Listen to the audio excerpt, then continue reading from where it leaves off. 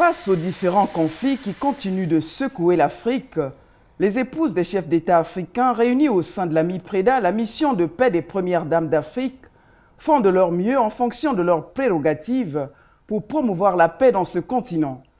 C'est dans cette optique qu'elles ont organisé le 22 novembre 2021 à Abuja, sur initiative de Mme Aïcha Bouhari, la 9e Assemblée générale de la MIPREDA, à laquelle la première dame du Congo, Mme Antoinette Sassou Nguesso, vice-présidente régionale pour l'Afrique centrale, a honoré de sa présence.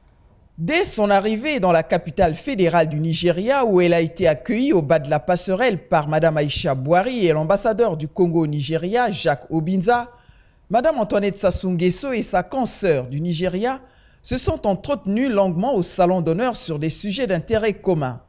L'épouse du chef de l'État congolais, qui dirige en même temps une fondation à caractère social et humanitaire, a aussitôt pris la direction du siège de la Fondation Rotias, qui accueille chaque année depuis la rentrée scolaire 2017-2018 les enfants congolais défavorisés. L'occasion a permis aux deux fondations de conclure un accord de partenariat axé sur la scolarisation des enfants à Owerri, au sud-est du Nigeria, à plus de 400 km d'Abuja. L'accord permet d'établir un cadre juridique de coopération que les deux parties avaient déjà instauré depuis 2017 en vue de soutenir les orphelins et autres enfants vulnérables du Congo à pouvoir accéder à une éducation de qualité. En 3 ans de scolarité pour certains, 2 et 1 année pour d'autres, ces enfants qui désormais manipulent correctement l'anglais, sans oublier la langue de Molière parlée dans leur pays d'origine, le Congo, ont vivement remercié Mme Antoinette Sassou Nguesso et le président Owele Rotias Okorocha, promoteur de la fondation qui porte son nom. Excellence, la première dame de la République du Congo-Brazzaville, Mme Antoinette Sassou Nguesso, soyez les bienvenus au Nigeria. Maman, vous n'êtes pas seulement la bienvenue au Nigeria, mais aussi dans l'Afrique. Hier, j'étais une petite fille innocente qui ne pouvait que distinguer le bien et le mal. Mais aujourd'hui, je suis une grande fille avec les ambitions de contourner le monde. Et demain, je veux réaliser mes rêves, afin d'être une femme respectée dans ce monde, une grande fille de demain.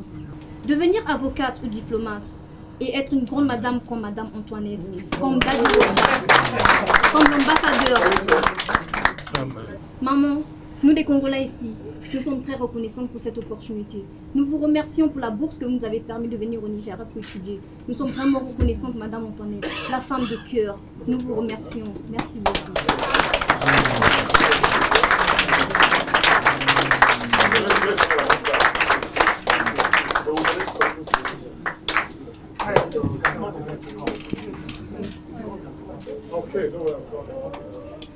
Très émue, Mme Antoinette Sassou Nguesso a exprimé sa gratitude au président fondateur de l'Institut Rotias pour ses multiples actions philanthropiques en Afrique et a exhorté les enfants à mettre un point d'honneur à l'excellence scolaire. Ce que vous avez fait pour ces enfants du Congo et d'autres, je dis cela vient sur votre sens de partage. C'est parce que vous avez certainement travaillé, gagné un peu d'argent, mais vous avez pensé aux autres. Et aux autres enfants qui ne sont pas les vôtres, qui ne sont pas du Nigeria. Et vraiment, c'est ça votre plus grande qualité que je loue aujourd'hui. Et je voulais vous dire encore vraiment merci. Je voulais encore dire aux enfants, vous avez là une chance de réussite. Et revenez au pays comme des enfants dignes qui ont appris et qui sont venus maintenant servir leur pays. Autrement, vous pourrez le servir.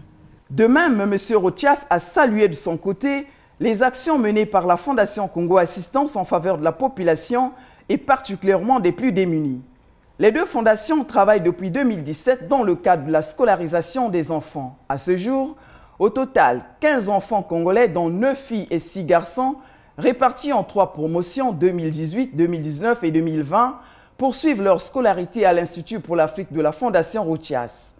Pour des raisons sanitaires dues à la pandémie de la Covid-19, la sélection de la promotion 2021 a été différée. Pour la petite histoire, signalons que la proposition de scolariser les enfants congolais à Owerri vient de la première dame du Nigeria, Aïcha Bouhari, à sa consoeur du Congo, Mme Antoinette Sassou Nguesso. À propos du choix des enfants, la Fondation Congo Assistance travaille en étroite collaboration avec le ministère de l'enseignement primaire, secondaire et de l'alphabétisation. Elle veille particulièrement sur le critère de la vulnérabilité des enfants. Hormis le critère d'âge limité de 12 à 14 ans, la sélection concerne exclusivement les enfants intelligents, orphelins et vulnérables.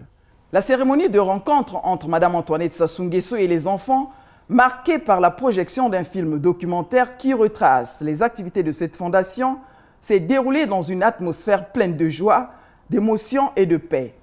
La paix, levier indispensable du développement en Afrique, a été effectivement au cœur des travaux de la 9e Assemblée générale de la MIPREDA, la mission de paix des premières dames d'Afrique.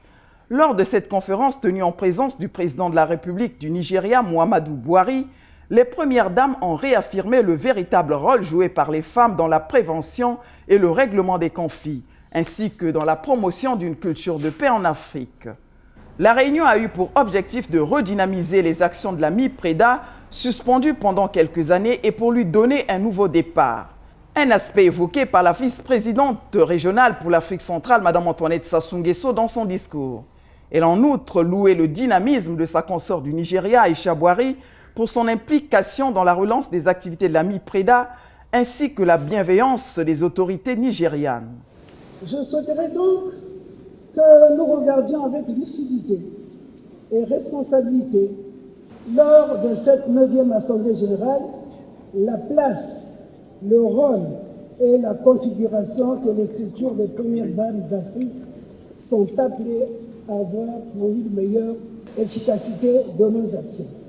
En sa qualité d'invité d'honneur à cette cérémonie, le président de la République du Nigeria, Muhammadu Buhari, qui soutient les initiatives des premières dames, a insisté sur le maintien de la paix en Afrique et souhaité qu'elle s'installe véritablement dans ce continent.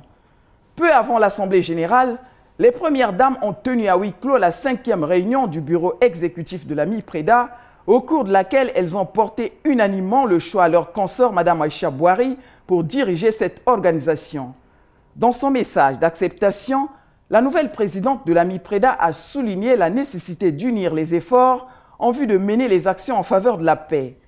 Il s'est de rappeler que la MIPREDA est née à la suite d'un long processus qui s'est inspiré de la résolution 1325 du Conseil de sécurité de l'ONU, mettant en exergue le rôle important des femmes dans la prévention et la résolution des conflits. La 9e Assemblée générale de la MIPREDA s'est achevée par la pose de la première pierre pour la construction du secrétariat permanent de la mission de paix.